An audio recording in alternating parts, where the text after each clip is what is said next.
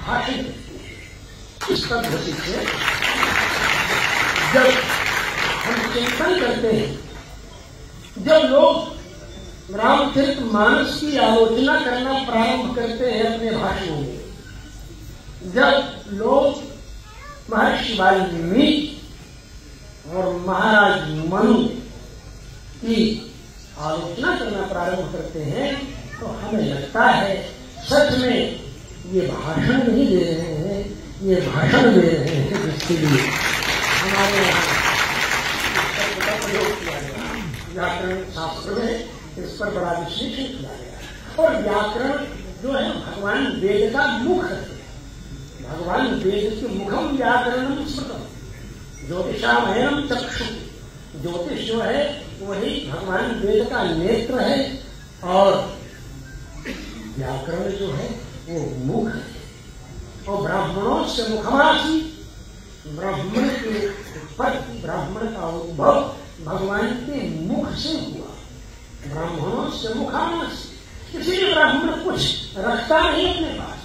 अगर मुख में थोड़ा भी कोई भी एक भी टुकड़ा कहीं फंसा हुआ है, दांत में भी कहीं फंसा है, तो जीभ उसको निकाल करके साफ कर देती है। हमारे यहाँ की कहावत, आया गया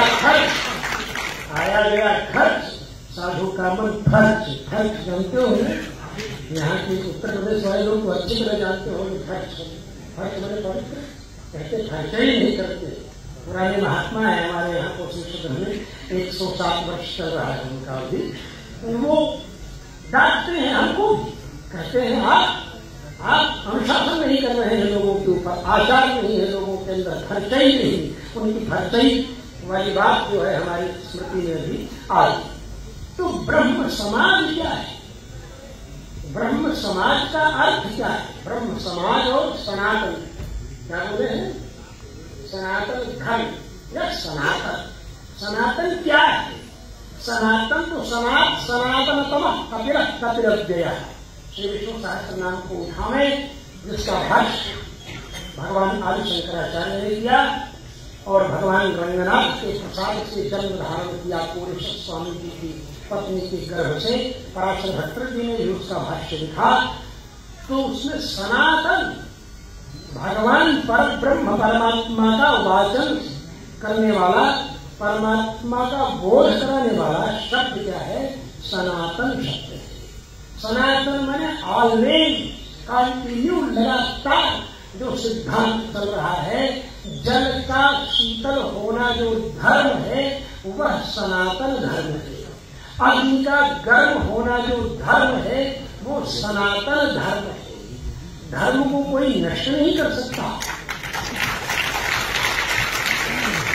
आप कहें कि हम धर्म को नष्ट कर देंगे, जल की शीतलता को नष्ट कर देंगे, कि कहा नहीं चूल्हे उबलने लगेगा पानी, उसकी शीतलता नष्ट हो जाएगी। लेकिन मित्रों, वो शीतलता नष्ट नहीं होगी। शीतलता आप पहचान नहीं पाएंगे उबलते हुए पानी में, लेकिन शीतलता रहेगी, जरूर रहेगी। बोले प्रमाण क्या है? बोले प्रमाण है कितना भी उबलता हुआ पानी हो, अगर उसको आग के ऊपर डालेंगे तो आग बुझ जाएगी, और आपको बढ़ जाना चाहिए, लेकिन आग बुझ जाएगी। और फिर से निकाल करके भी तेल आग में डाल दीजिएगा तो आग बुझेगी नहीं, धक्का करके जल्दी। तो ये धर्म कभी नष्ट होने वाला नहीं। धर्म को कोई समाप्त करना चाहे तो समाप्त हो जाए तो समाप्त होने वाला नहीं। हाँ, थोड़ा कम होगा भाई, उसका प्रभाव भी कम होगा, लेकिन समाप्त नहीं।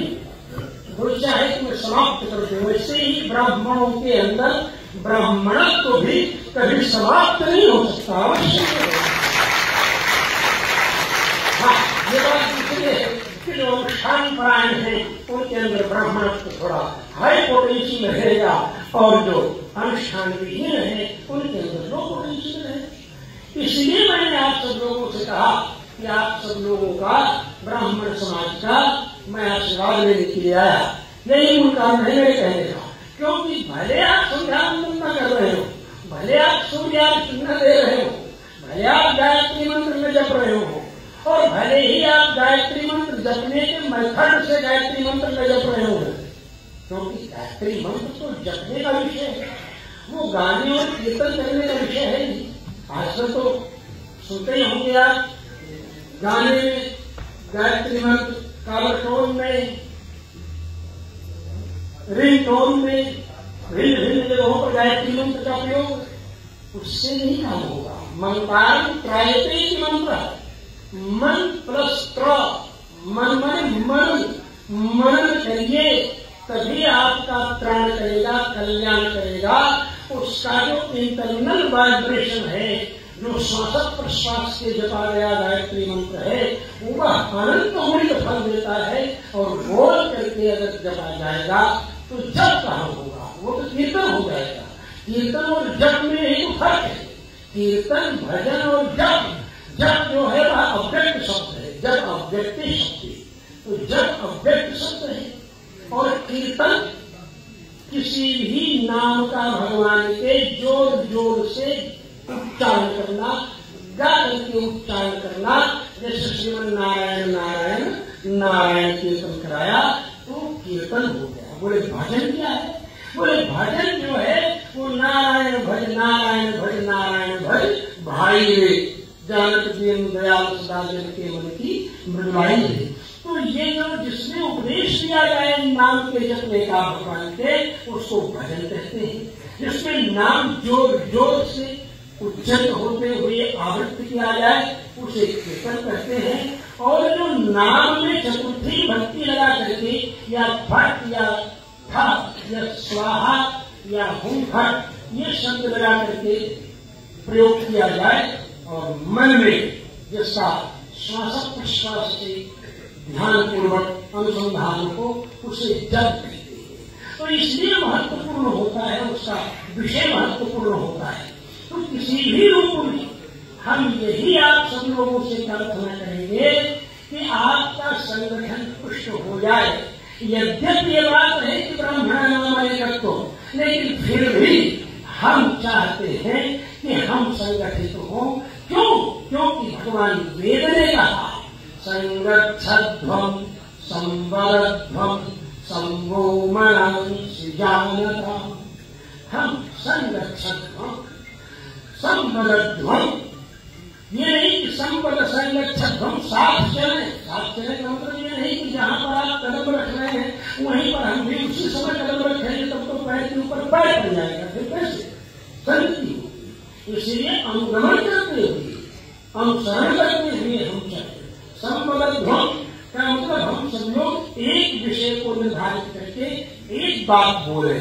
ये नहीं कि आप बोल रहे हैं पाठक जी तो हम भी बोलने लगे क्योंकि संवरध्वं लिखा है, तब आप भी बोलने लगे क्योंकि संवरध्वं, आप भी बोलने लगे संवरध्वं लिखा है। इसका मतलब ये नहीं संवरध्वं।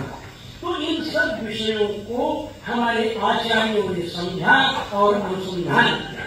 ब्रह्म समाज का मतलब है ब्रह्मणे परब्रह्मणे भगवते समाज, पर ब्रह्म के